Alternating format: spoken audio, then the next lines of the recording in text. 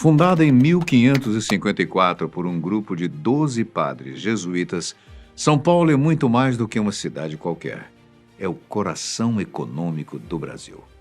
A capital paulista abriga mais de 12 milhões de habitantes, além de contar com arranha-céus imponentes, museus famosos, sedes de grandes empresas e um dos aeroportos mais movimentados do mundo. Mas tudo isso é só a superfície da cidade. Se mergulharmos alguns metros abaixo, descobriremos que São Paulo guarda segredos fantásticos e uma história que poucos conhecem. Que bom estarmos juntos para descobrirmos o que há debaixo da maior metrópole da América Latina. Espero que esteja tudo bem com você. Claro que abaixo da cidade há elementos que todo mundo já conhece. Estamos falando de cabos de internet, por exemplo, poucos centímetros sob o asfalto e as calçadas. Há também cabos de energia, tubulações de gás, além de dutos de água potável entre 1 e 2 metros de profundidade. Isso sem falar na rede de esgoto. Mas, se descermos um pouco mais, iremos encontrar um novo universo. É para isso que eu quero chamar sua atenção. A cidade cresceu, mas não sozinha. Sob o asfalto, prédios e avenidas, rios inteiros continuam vivos, correndo em silêncio. Durante séculos, essas águas moldaram a cidade. Mas com a urbanização do século XX, foram canalizadas, enterradas e apagadas dos mapas. Hoje, elas atravessam a metrópole de forma invisível, passando exatamente sob algumas das avenidas mais movimentadas da cidade, como a 9 de Julho, a 23 de Maio e a Avenida Paulista. Nomes como Saracura, Itororó e Anhangabaú desapareceram da paisagem, mas não da cidade. Em dias de chuva intensa, a água desses rios fantasmas sobe, as ruas alagam e a cidade é lembrada de algo que tentou esconder. Estima-se que mais de 300 quilômetros de cursos d'água estejam soterrados, transformando o subsolo urbano num verdadeiro labirinto invisível. Mas o subsolo da cidade não esconde apenas rios. Em diferentes pontos, existem túneis e passagens subterrâneas que carregam histórias esquecidas. Algumas históricas, outras profundamente perturbadoras. Um dos exemplos mais curiosos fica sob o Quartel da Rota, a unidade especial da polícia. Inaugurado ainda no século XIX, esse túnel foi utilizado por soldados durante a Revolução de 1924, permitindo deslocamentos estratégicos longe dos olhares da cidade.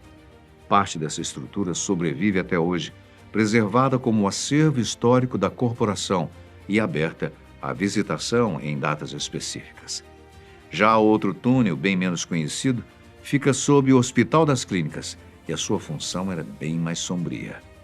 Ele foi construído para transportar corpos de pacientes até o serviço de verificação de óbitos, evitando que esse trajeto precisasse ser feito pelas ruas. É um corredor estreito com pouco mais de 100 metros de extensão, projetado para oferecer privacidade às famílias e eficiência ao hospital. Há também as criptas históricas. A mais famosa fica a 8 metros de profundidade, sob o Monumento da Independência, no Ipiranga. Ali estão guardados os restos mortais de Dom Pedro I, da Imperatriz Maria Leopoldina e de Dona Amélia. Pouca gente que passeia pelo parque imagina que, logo abaixo dos seus pés, repousam figuras centrais da história brasileira. E não podemos esquecer de mencionar o obelisco Mausoléu, ali no Parque Ibirapuera, onde repousam os restos mortais de mais de 700 combatentes da Revolução Constitucionalista. Esse espaço reúne criptas, urnas e painéis de mármore que mostram a luta, transformando o local num dos maiores monumentos fúnebres da América Latina.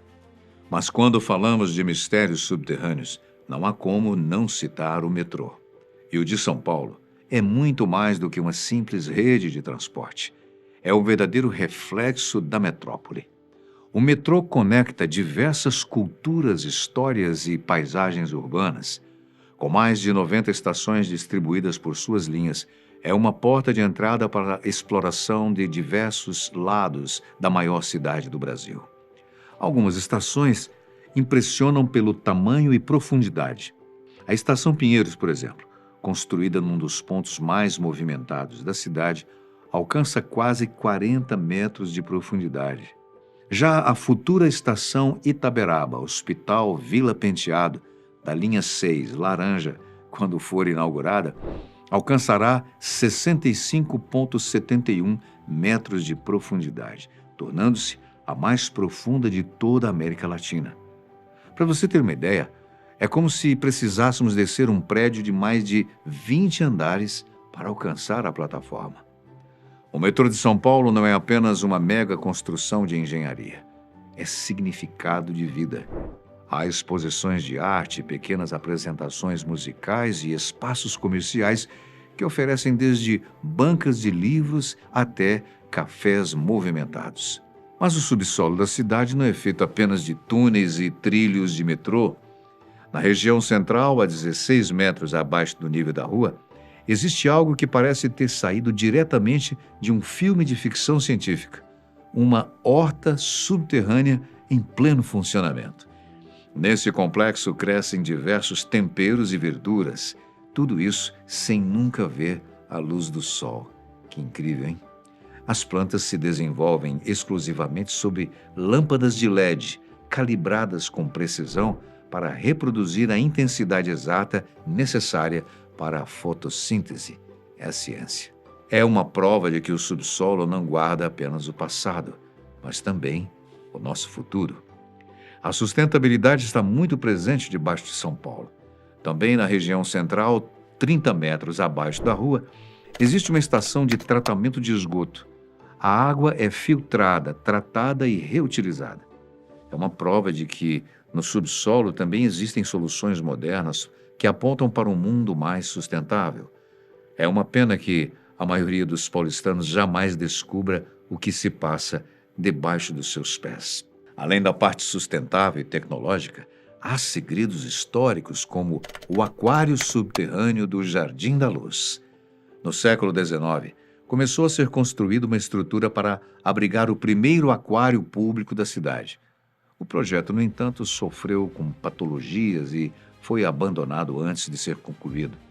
Em 2000, durante obras de restauração do jardim, o aquário foi redescoberto. A estrutura foi então restaurada e transformada num aquário de verdade. E atualmente abriga, segundo a Prefeitura Municipal, 13 tipos de peixes escolhidos para representar uma parcela da fauna aquática sul-americana. Se em alguns pontos da cidade o subsolo guarda histórias do passado, em outros ele abriga arte viva.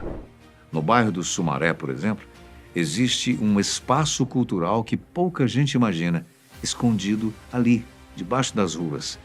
A 12 metros de profundidade, funciona o Teatro do Centro da Terra, um palco subterrâneo com cerca de 100 lugares. Lá embaixo, o silêncio é quase absoluto. A acústica é tão precisa que transforma qualquer apresentação numa experiência intensa e íntima, bem diferente dos teatros tradicionais. O espaço surgiu do desejo de artistas que buscavam fugir do óbvio, criando um ambiente alternativo fora do circuito convencional. Com o tempo, esse teatro escondido se tornou referência justamente por isso. Está fora da vista, mas no centro da cena cultural. E por falar em arte, entre as calçadas do Cinema Belas Artes e do Riviera Bar, está a Passagem Literária da Consolação. Ela representa um respiro aos paulistanos por meio da literatura e da arte. Nas paredes, há estantes e sebos que guardam os mais diversos livros. Qualquer pessoa pode atravessá-la, descobrindo livros raros, quadrinhos, poesia independente e até apresentações musicais no meio do vai e vem cotidiano. É também no subterrâneo que está uma das experiências mais intrigantes da vida noturna paulistana, o Bar dos Arcos. Localizado nos corredores subterrâneos do Teatro Municipal, ele ocupa antigos túneis e passagens de serviço construídas no início do século XX. Entre arcos de pedra, luz baixa e um clima quase teatral, o bar se transformou num dos endereços mais fascinantes da cidade. Ali, o passado da arquitetura convive com o presente. Coquetéis elaborados, música ao vivo e vozes ecoando por corredores antigos. Deve ser bem interessante, né? Mas na parte subterrânea da capital paulista, também há lendas urbanas e histórias muito pouco documentadas. Por exemplo, no centro histórico, existem boatos de túneis que ligam antigas igrejas como a Catedral da Sé e o Mosteiro de São Bento a casarões e prédios públicos. Há quem diga que esses túneis serviam para transportar objetos de valor. Outros afirmam que eram rotas de fuga política. Contudo, não há registros oficiais que comprovem a existência de todos esses corredores. No passado, essa parte subterrânea de São Paulo já foi palco de atitudes controversas. Veja bem, nos anos 40, porões no centro da cidade abrigavam reuniões políticas clandestinas, bares improvisados e até depósitos de bebidas em tempos de restrição. A fiscalização era rígida, o que obrigava muitos comerciantes a se esconderem. Hoje, evidentemente, restou muito pouco desses ambientes. Mas a São Paulo subterrânea não é feita só de espaços culturais ou memoriais históricos. Lá embaixo, existem lugares simbólicos pensados para preservar, proteger e, em alguns casos, manter segredos. O subsolo, nesse sentido, não é apenas estruturas de concreto. Ele funciona como um guardião silencioso de partes importantes da identidade brasileira. E enquanto alguns desses espaços abrigam livros raros, rituais e cerimônias, outros escondem algo ainda mais valioso: tesouros culturais que quase ninguém imagina que estão ali. No Museu de Arte de São Paulo, por exemplo, há áreas subterrâneas reservadas para armazenamento e preservação. Grande parte do acervo não fica exposta ao público em tempo integral.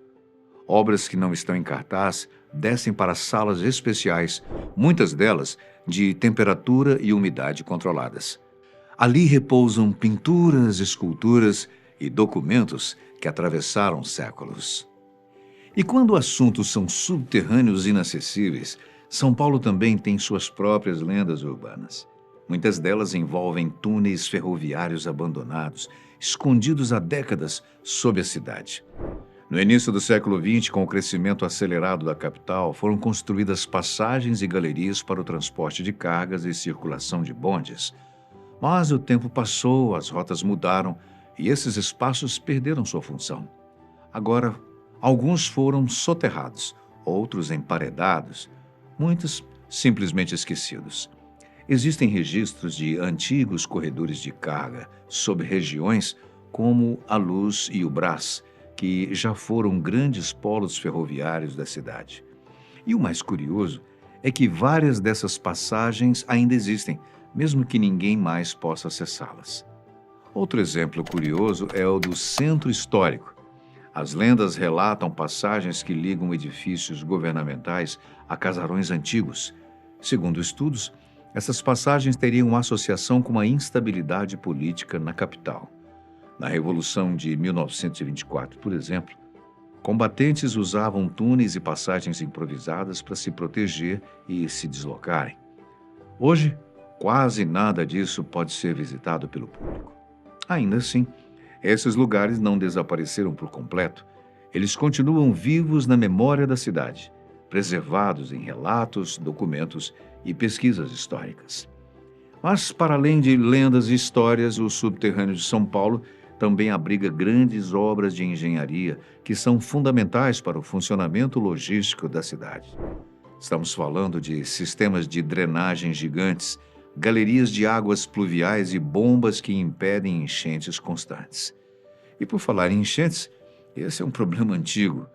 No início do século XX, São Paulo tomou uma decisão que mudaria para sempre a relação da cidade com seus rios. Enquanto o engenheiro Francisco Saturnino de Brito defendia a preservação das margens do Tietê e do Pinheiros como grandes parques lineares capazes de absorver a água da chuva e oferecer áreas de lazer, infelizmente venceu a visão oposta. O plano de avenidas, idealizado por Prestes Maia, apostou na canalização e no soterramento dos rios para dar lugar às grandes vias que hoje estruturam a cidade, como as marginais, a 23 de maio e a 9 de julho. A cidade quis se modernizar e decidiu esconder os seus rios debaixo do asfalto. O resultado dessa escolha ainda é sentido hoje. Sem áreas naturais de infiltração, a água passou a correr mais rápido e em maior volume, tornando as enchentes cada vez mais frequentes. Mesmo soterrados, esses cursos d'água continuam correndo sobre a cidade, transformados em rios fantasma. Para evitar que São Paulo pare a cada tempestade, galerias, túneis e reservatórios subterrâneos trabalham em silêncio. Um sistema invisível que tenta conter as consequências de uma decisão tomada há mais de século. É nesse cenário que entram em ação sistemas que funcionam como guardiões invisíveis de São Paulo. Em dias de chuva intensa, sensores são ativados automaticamente e enormes bombas começam a trabalhar no subsolo, drenando a água acumulada e devolvendo-as às galerias de drenagem e aos rios canalizados. E quase ninguém percebe. Enquanto as pessoas correm com guarda-chuvas entre uma calçada e outra, esse sistema silencioso mantém túneis, avenidas e passagens funcionando. São Paulo cresceu sobre rios. Alguns ainda estão visíveis, como o Tietê e o Pinheiros, moldando a mobilidade da cidade. Mas a maioria segue enterrada, atravessando bairros inteiros dentro de dutos e galerias. Quando a chuva cai forte, essas bacias canalizadas rapidamente atingem os seus limites. É aí que entram bombas, comportas, extravasores e túneis profundos, aliviando um pouco a pressão do sistema. O subsolo paulistano também aponta para o futuro. A expansão do metrô é o exemplo mais claro disso. A linha 6, laranja, citada anteriormente, terá mais de 15 quilômetros de túneis ligando a Brasilândia, na Zona Norte, ao centro da cidade. Quando estiver pronta, deve atender mais de 600 mil passageiros por dia, reduzindo viagens que hoje levam quase 2 horas para pouco mais de meia hora. Coisa boa, hein? Outras linhas já estão no horizonte, como a linha 19 Celeste, que deve ligar a Zona Norte ao aeroporto de Congonhas, e a linha 20, planejada para conectar a Lapa à região do ABC. Cada uma delas amplia ainda mais essa cidade que cresce para baixo. E não é só transporte. Há projetos para transformar áreas esquecidas do subsolo em espaços culturais e comerciais. A prefeitura estuda revitalizar passagens subterrâneas degradadas no centro, como as da Rua Xavier de Toledo e da Praça Ramos, convertendo-as em corredores seguros com bibliotecas, pequenas lojas e galerias de arte, seguindo o exemplo da passagem literária da Consolação. No fim das contas, São Paulo não termina na calçada. A cidade continua viva, ativa, essencial, bem abaixo dos pés dos seus cidadãos. E você? Conhecia todo esse universo no subsolo de São Paulo? Interessante, né? Já conheceu alguns desses lugares? Deixe aí o seu relato nos comentários. Fale das suas experiências com a grande metrópole da América Latina. E muito obrigado pela sua companhia especial. A gente se vê num próximo vídeo.